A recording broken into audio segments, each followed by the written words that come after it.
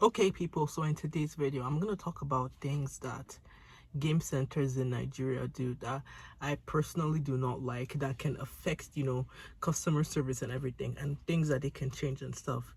Now, my reason for making this video is not to bring anybody down. No, that's not what this is about, but rather to help everyone become better, because these types of things can make or break your customer service and make people not want to play your games and everything. The first thing that I hate that game centers in Nigeria do is when they're unclear with what games and stuff they have to offer. Now, one day I was at this game center and I wanted to play some games. So I asked, hey, can I see what games you have? The attendant told me that before I know what they have, I have to pay first. And I insisted, I want to see what you have. I'm going to still pay either way, but let me at least see what you have. Because for me personally, I like to see what these places have to offer first before I pay, so that I can know whether or not what I'm paying is going to be worth it. It told me that no, I must pay before I can see everything. And I said, okay, sure. I paid just because I wanted to make a video. Naturally, if they told me that type of thing, I would just leave. I would walk out because they're not serious.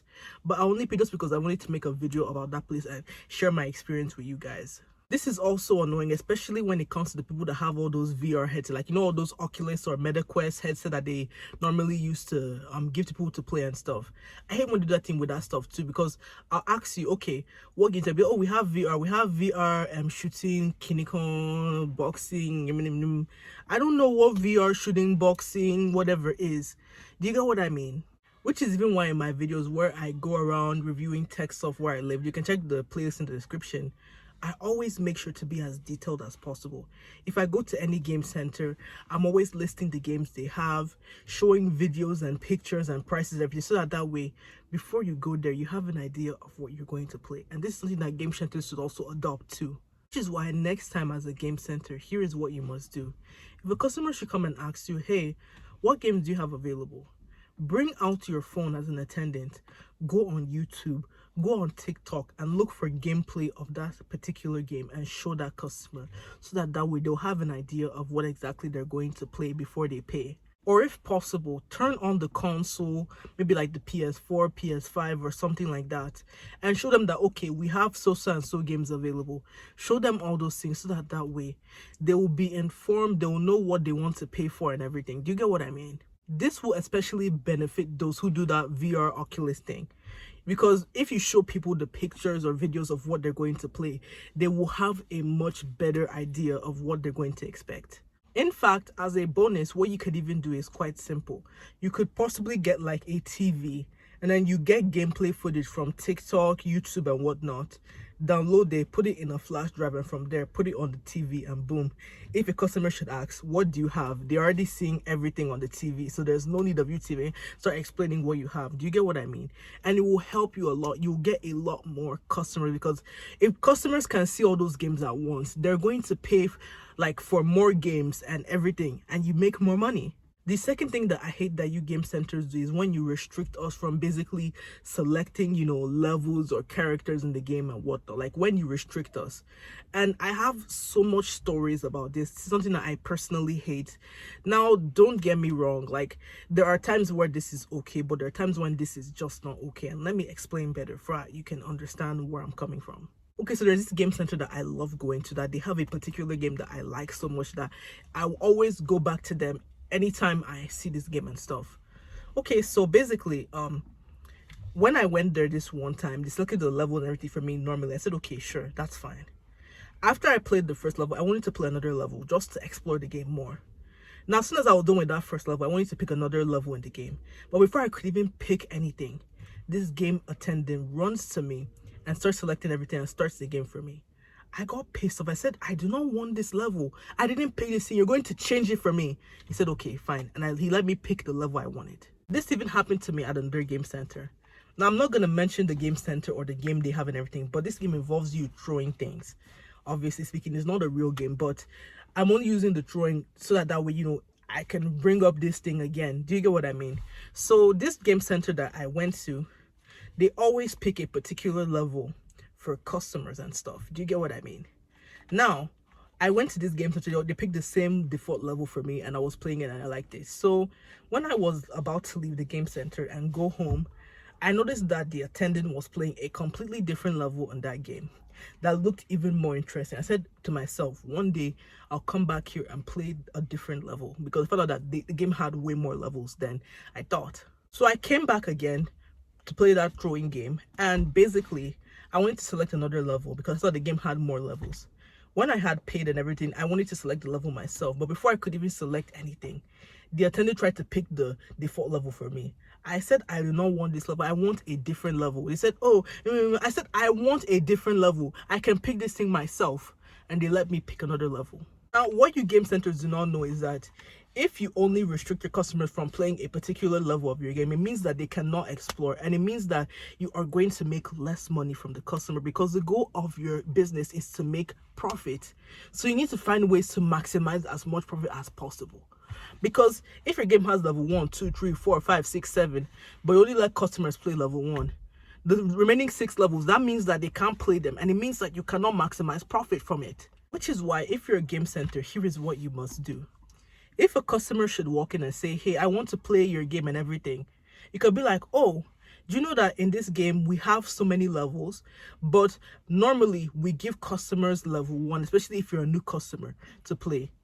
Do you want to play level 1, or do you want to play other levels or something like that, so you can maybe understand the game first before you play more? When you tell the customer type of thing, they're more encouraged to continue playing the game. Maybe they play level 1 first, they'll be like, okay, I want to play more levels, everything, and then from there you'll be like, oh, do you want to play the same level 1, or do you want to play more levels? Give them that option. When that type of thing, you know this customer is going to pay more and more and more. The goal is to make this customer stay as long as possible and pay more money so that you make more as profit.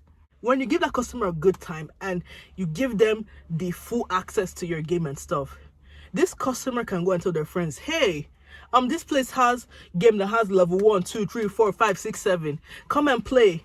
When they bring their friends over, when they see that they can play level 1, 2, 5, 7, and then they play all the levels and everything, do you know how much money you're making from them? Let's assume that one level in the game costs 1,000 naira, and maybe a customer wants to play 3 levels. That is 3,000 naira you're making. Because if you restrict that customer now and they only play level 1, that means you can only make 1,000 from that customer, when you could have made 3 times that money if you didn't restrict them in the first place. Another thing that I hate that you game centers do is when you give unsolicited game recommendations. Now, let me give an example. So there was this game center that I went to, basically, and they had Street Fighter. Now, they basically had 2 versions of Street Fighter, which are Street Fighter 4 and Street Fighter 6. So basically, they had Street Fighter 4 for Xbox, and they had Street Fighter 6 for PS5. Now, for me, I am personally a fan of Street Fighter 4 because that's the game I grew up on. I used to play the game for PS3, 3DS, and so on. You get what I mean? So basically, I wanted to play Street Fighter 4, and I just loved that game so much. So I kept on playing, and I was enjoying the game and everything. So while I was playing, an attendant walked up to me. I was like, oh, you're playing Street Fighter? I said, yes, I'm playing Street Fighter. Then I was like, oh, why am I playing Street Fighter 4?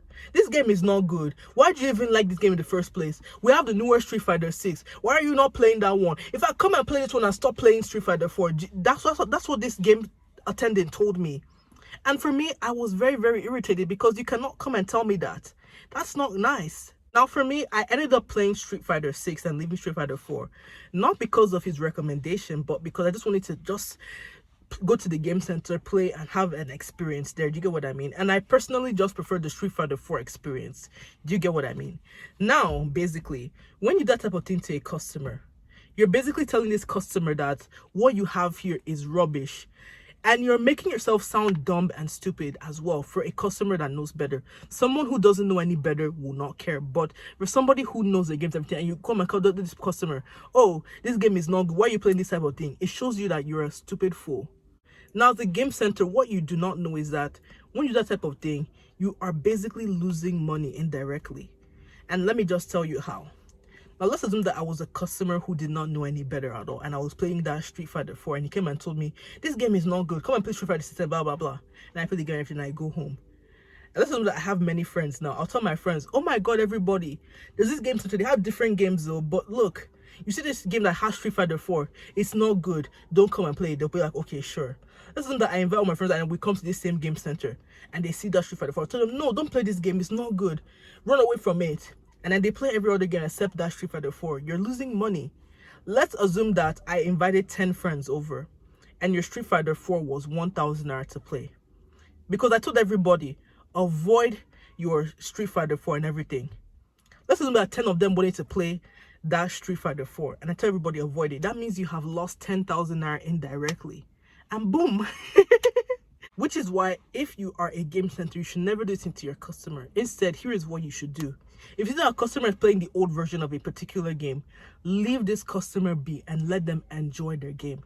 They have a reason why they paid for it. Leave them be and let them just play and explore by themselves.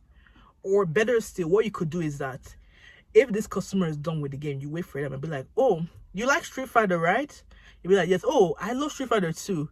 Hey, in case you want to check out more games, we have the newer version, Street Fighter 6, if you want to. You know, you can take out the game is like and test it out and see whether or not you like it. Do you get what I mean? But this type of thing now, you're making the customer feel better. You are not making the customer feel stupid for picking a particular game over the other. Do you get what I mean? But this type of thing, you are making the customer feel way better. And all that. And then from there, they'll always want to come back and play with you, whether it's the old one or the new one or whatnot. Do you get what I mean?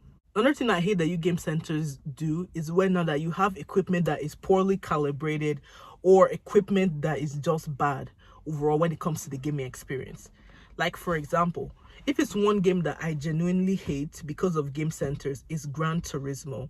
Now, the reason why I hate this game is because of the fact that, you know, game centers I go to, they have it as a racing sim. You know, like how you drive and everything with the pedal and everything like that. Now, every game center I go to has poor calibration in the sense that when you're playing the game and you're driving and everything, it's turning the wheel on its own and everything, which makes it super hard to control. Though this game center that I went to, they gave me Gran Turismo. And honestly speaking, I was so angry playing this game because I couldn't control the car in the game. It was moving by itself and everything. And it got me so annoyed that it made me hate the game. I went to another game center. They had the same issue too. And I told them, hey, I'm not going to play this game until you fix this thing. Fix it in such a way that I can control this thing in peace. They fixed everything and the calibration was better. But then it's only one game center that I've been to where I live that their stuff does not control itself and they have a different game completely. That is Volt Arena. So yeah, if you live in Enugu, go to Volt Arena. They have this racing sim game called Dirt 5 and it controls very well. You need to play. I honestly recommend it. Another time I also went to this place that they do VR and everything. And basically, they gave me a head strap that was suspended with a rubber band. That's how they tied it with. And I had eye strain because of the VR headset and everything that I had to slightly remove it from my head. When I was trying to slightly remove it, the rubber band just popped off and boom, the headset broke off of my head. I had to hold that headset until the whole VR thing was over, which was not a good look. If you went to another game center that basically the VR headset that they gave me couldn't fit my head well. Like, it was strength. It was like so tight on my head that like anything could not align with my eyes properly. And it just made the experience not to be that good in my opinion. Which is why you guys need to find a way to fix this type of stuff. Like, try doing this thing with different people, testing it out on them. You get what I mean? Like, that's one thing that you guys should do when it comes to your game peripherals and everything. Try to basically fix it in as much as possible. In fact, the this game session I went to that they had PS3. And they gave me 2 broken PS3 controllers and I wasn't happy. I wasn't having it. And it's not good because it gives you a very bad look. Because somebody can decide that they'll never play with you because of the fact that you have bad equipment and everything. And you need to make sure you have a good look as possible, as big as possible. You get what I mean? Make sure you try and buy equipment, try and invest the money you get into equipment and everything so that way you can give the gamer a better experience.